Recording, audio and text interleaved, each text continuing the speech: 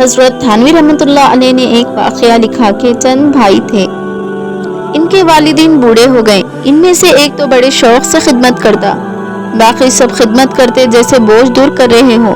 تو چھوٹے نے ان سے کہا کہ بھائی میرے ساتھ ایک وعدہ کر لو۔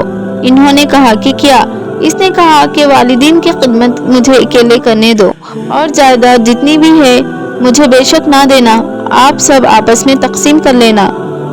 وہ بڑے خوش ہو گئے، چنانچہ انہوں نے ہاں کر لی۔ والدین کی خدمت کرتا رہا، والدین آخر دنیا سے چلے گئے۔ اب اس کو رزق کی کافی پریشانی رہتی تھی۔ ایک دن اس نے خواب دیکھا کہ کوئی کہنے والا کہہ رہا ہے فلاں پتھر کے نیچے 30 دینار ہے، آپ جاؤ اور ان کو لے لو۔ اس نے پوچھا ان میں برکت ہے؟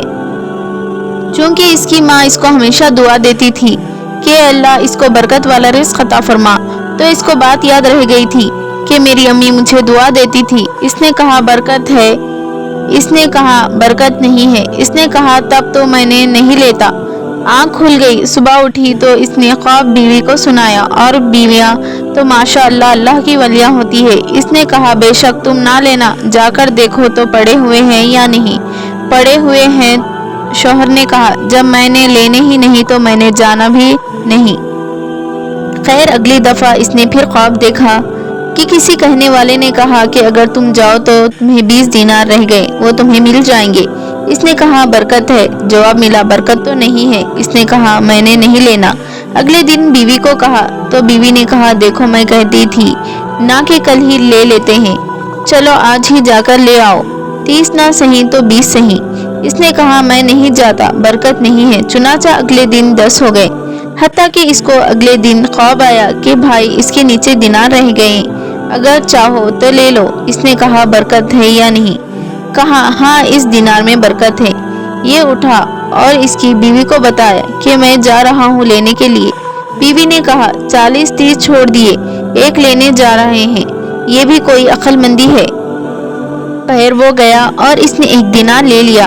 اب جب راستے میں لا رہا تھا تو اس کو خیال آیا کہ بیوی تو غصہ ہو رہی تھی کہ تم نے نقصان کر لیا، چلو اس کے لیے مچھلی لے چلتے ہیں، بیوی کو آج دے دیں گے، وہ پکائے گی تو خوش ہو جائے گی۔ اس نے راستے سے مچھلی خرید لی۔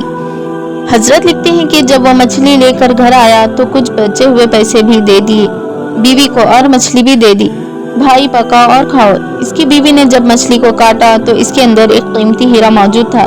جب اس ہیرے کو لے جا کر اس نے بازار میں بیچا، اس کی پوری زندگی کے خرچے کے پیسے اس کو وہاں سے مل گئے۔